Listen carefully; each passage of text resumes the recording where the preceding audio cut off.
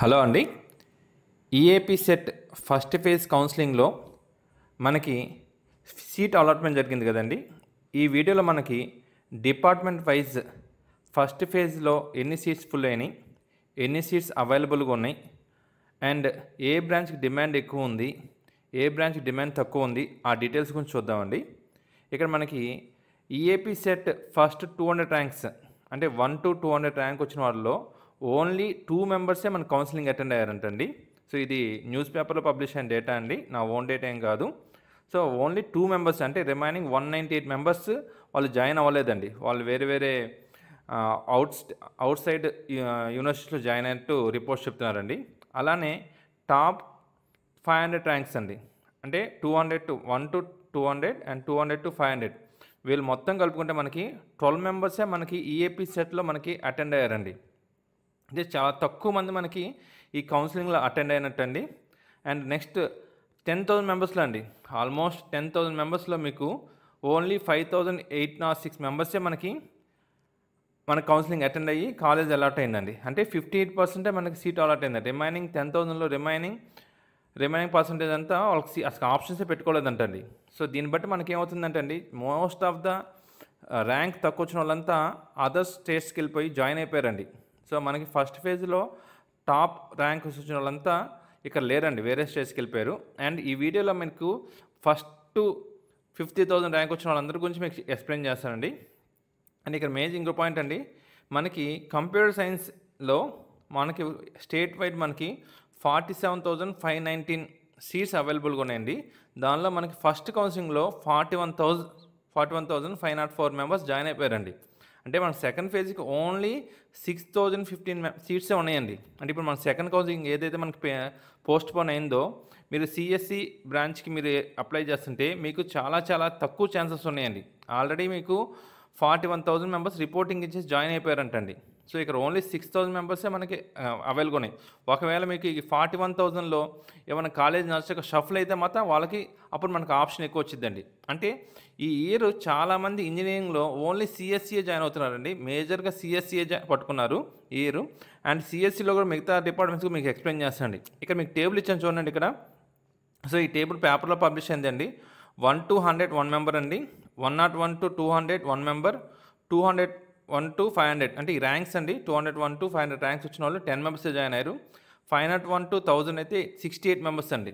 And 1000 to 5,000 2,000 members, 5,000 to 10,000 3,602 members, and 1,000 to 20,000 7,361, 20,000 to 30,000 7,308, 30,000 to 40,000 7,142, and 40,000 to 50,000 6,922. And remaining majority members అండి, majority 50,000 to 1 lakh వచ్చిన వాళ్ళు 32 members. అంటే మనకి 1 to 50,000 మెంబర్స్లో చాలా తక్కువ మంది రిపోర్ట్ చేశారండి. అదే మీరు 50,000 to 1 lakh చూసుకుంటే 32,450 మెంబర్స్ మనకి కౌన్సిలింగ్లో అటెండ్ అయ్యి వాళ్ళకి సీట్స్ అలాట్ అయినాయండి. అదే 1 lakh to 1,50,000 అయితే 31,971 అండి. ఇంకా లాస్ట్ 1,50,000 లాస్ట్ ర్యాంక్ దాకా అయితే 19,565 మెంబర్స్ అటెండ్ అయ్యారండి. సో ఇక్కడ మీకు దీన్ని బట్టి ఏమవుతుందంటే మనకి చాలా మోస్ట్ ఆఫ్ ద పర్సెంట్ అంటే 50,000 అబౌవ్ అందరికి సీట్స్ అలాట్ అయిపోయినాయండి ఫస్ట్ ఫేజ్లో. అండ్ ఇప్పుడు వాళ్ళు మాత్రం షఫుల్ పెట్టుకుంటే మాత్రం మనకి సీట్స్ సెకండ్ ఫేజ్లో అలాట్ అవ్వడం కొద్దిగా కష్టమైద్దండి. అండ్ ఇక్కడ మీ డిపార్ట్మెంట్ చెప్తున్నాను చూడండి, సిఎస్సిలో ఏఐ అండి, ఏఐ మెషిన్ లెర్నింగ్లో మనకు మొత్తం 16,655 సీట్స్ ఉంటే దానిలో 13,602 మెంబర్స్ జాయిన్ అయిపోయారండి. అంటే మీకు ఆల్మోస్ట్ ఓన్లీ 3,000 సీట్సే అవైలబుల్ అండి. ఏంది ఏఐలో కానీ మెషిన్ లెర్నింగ్లో కానీ ఓన్లీ 3,000 సీట్సే సెకండ్ ఫేజ్కి అలా మనకి అవైలబుల్గా ఉన్నాయండి. అలానే సిఎస్సి డేటా సైన్స్ విభాగంలో మనకి 8,000 సీట్స్ ఉంటే 5,912 మెంబర్స్ సీట్స్ ఫస్ట్ ఫేజ్లో సీట్స్ అలాట్ అయిపోయినాయండి. ఇక్కడ కూడా మనకి ఆల్మోస్ట్ 3,000 అవైలబుల్ ఉన్నాయండి. రిమైనింగ్ డిపార్ట్మెంట్స్ చూడండి, సిఈసిలో 25 సీట్స్ ఉంటే 18,000 మెంబర్స్ జాయిన్ అయిపోయారండి. అండ్ త్రిబులీలో 8,564 సీట్స్ ఉంటే 5,155 సీట్స్ ఫుల్ అయిపోయినాయి. అంటే ఇక్కడ మీకు 3,000 అండి. అండ్ మెకానికల్ అయితే చాలా తక్కువ అండి, ఇక్కడ 7,743 సీట్స్ గాను 4,653 సీట్సే ఉన్నాయండి. అండ్ సివిల్ ఇంజనీరింగ్లో అయితే 6,500 సీట్స్ ఉంటే దానిలో 3,760 సీట్సే ఫుల్ అయి ఉన్నాయండి. అంటే మీకు చూసిన వాటిలో ట్రిపుల్ ఈ కానివ్వండి, ఈసీఈ కానివ్వండి, మెకానికల్ కానివ్వండి, సివిల్ కానివ్వండి, వీటిలో మనకు చాలా అవైలబుల్ ఉన్నాయండి సెకండ్ ఫేజ్కి. అదే మీరు సిఎస్సి కానివ్వండి, సిఎస్సి ఏఐ కానివ్వండి, మిషన్ లెర్నింగ్ కానివ్వండి, రిమైనింగ్ ఏదైనా సరే డేటా సైన్స్ కానీ వీటిల్లో చాలా తక్కువ ఉన్నాయండి. సో దాన్ని బట్టి మీరు ఆప్షన్స్ పెట్టుకునేటప్పుడు కొంచెం చూసి పెట్టుకోనండి.